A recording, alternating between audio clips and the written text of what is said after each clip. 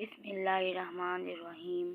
شروع اللہ کے نام سے جو بڑا مہربان نہایت کرم کرنے والا ہے۔ السلام علیکم۔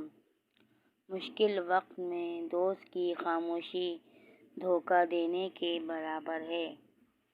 اگر زندگی کبھی روشنیوں کا تحفہ دے تو انہیں مت بھولنا جنہوں نے کبھی آپ کے اندھیرے بانٹے تھے۔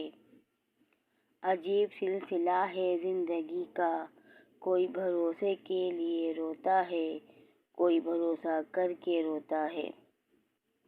عجیب لوگ ہیں اس دنیا کے، جب تک ہر بات میں جی جی کرو سب راضی رہتے ہیں، ذرا سا کچھ بول دو اگلی پچھلی یاد کرا دیتے ہیں، بلکہ جو نہیں بھی کیا ہوتا وہ بھی سننی پڑتی ہیں۔ رشتوں میں اداکاریاں اور دل میں منافقت، نہ جانے لوگ خدا کو کیسے ناراض رکھ لیتے ہیں۔ کیا گھر بدلنے سے برکت ختم ہو جاتی ہے؟ ایک شخص نبی کریم صلی اللہ علیہ وسلم کی خدمت میں حاضر ہوا اور عرض کی، یا رسول اللہ، ہم ایک مکان میں رہتے تھے، اس میں ہمارے اہل و عیال کثیر اور مال کثرت سے تھا، پھر ہم نے مکان بدلا، چنانچہ ہمارے مال اور اہل و عیال کم ہو گئے۔ آپ صلی اللہ علیہ وسلم نے فرمایا، چھوڑو، ایسا کہنا بری بات ہے۔ اللہ سے معافی چاہتے ہو تو لوگوں کو معاف کر دو۔ اخلاق یہ ہے کہ اللہ کی رضا کے لیے اپنے مزاج کو بد اخلاق نہ ہونے دیں۔ فجر کی نماز کے بعد قرآن کو وقت دیں، اور وہ وقت نہ کسی انسان کے لیے ہو اور نہ ہی کسی اور چیز کے لیے، وہ صرف اور صرف قرآن کے لیے ہو۔ جلدی جلدی کام نمٹانا کوئی گناہ نہیں ہے، کچھ کام ہمیں واقعی اسپیڈ سے کرنے چاہیے تاکہ زیادہ اہم کاموں کے لیے وقت نکال سکیں۔ لیکن نماز، قرآن اور دعا، یہ وہ کام ہیں جن کو تیزی سے کرنا ان کو بے اثر کر دیتا ہے۔ نیک لوگوں پھول کی طرح ہوتے ہیں، جو بھی ان کے قریب ہوتا ہے وہ اسے خوشبوؤں سے معطر کر دیتے ہیں۔ انسان کی صحبت سے ان کی پہچان ہوتی ہے، اس لیے نیک لوگوں میں بیٹھنے کا کہا گیا ہے، اور نیک لوگوں کا اثر کبھی نہ کبھی ہو ہی جاتا ہے۔ سب کچھ ہو سکتا ہے، بس تم اپنے رب پر یقین رکھو۔ بندگی کا طریقہ پرندوں سے سیکھیں، جن کے گھونسلے طوفانی رات میں تباہ ہو جاتے ہیں، لیکن وہ صبح اٹھتے ہی شکایتوں کے بجائے اللہ کی حمد و ثنا میں مصروف ہو جاتے ہیں۔ فارغ بیٹھ کر سوچنا کہ آخر تمہارے رب کے تم پر کیا کیا احسان ہیں، یقیناً تم گن نہیں پاؤ گے، تو بس اپنے رب کا شکر ادا کرتے رہو۔ ایک بات پر ایمان رکھیں، جو انسان ہمارے حق میں بہتر نہ ہو، اللہ اس انسان کو ہم سے دور کر دیتا ہے۔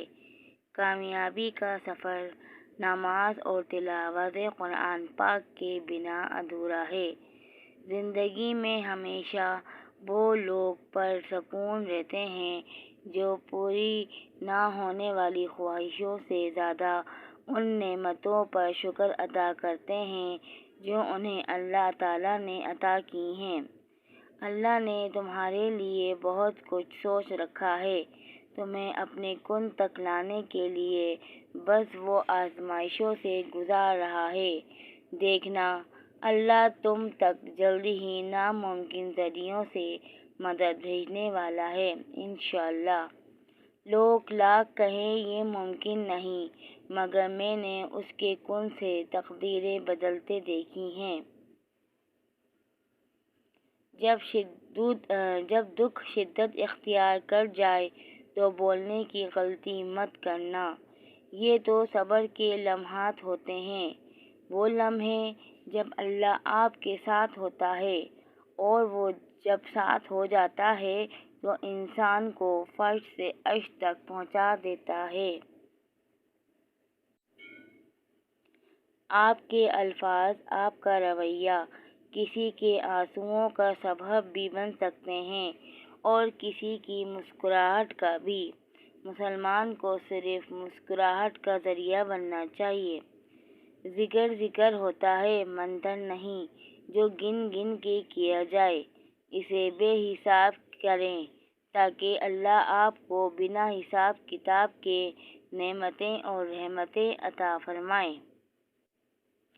ان چیزوں کو قبول کریں جن سے تقدیر آپ کو باندھتی ہے، اور ان لوگوں سے محبت کریں جن کے ساتھ تقدیر آپ کو اکٹھا کرتی ہے، لیکن ایسا پورے دل سے کریں۔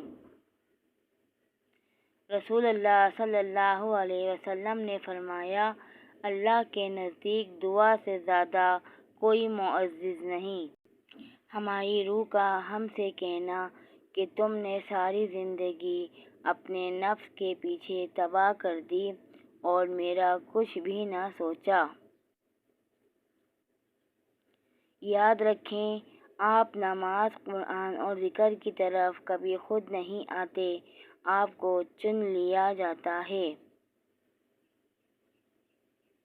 یا رب، عطا کر وہ راستے جس میں بھٹکنے کا گمان نہ ہو۔ جسے اللہ نے لکھا تمہارا ہے، پھر وہ کسی اور کو کیسے مل سکتا ہے؟ کثرت سے استغفار کرنا۔ رسول اللہ صلی اللہ علیہ وسلم نے فرمایا، میرے دل پر غبار سا چھا جاتا ہے تو میں اس کیفیت کے ازالے کے لیے ایک دن میں 100 بار اللہ سے استغفار کرتا ہوں۔ ویڈیو اچھی لگے تو آگے ضرور شیئر کریں، میرے چینل کو سبسکرائب کریں۔ شکریہ۔ اللہ حافظ۔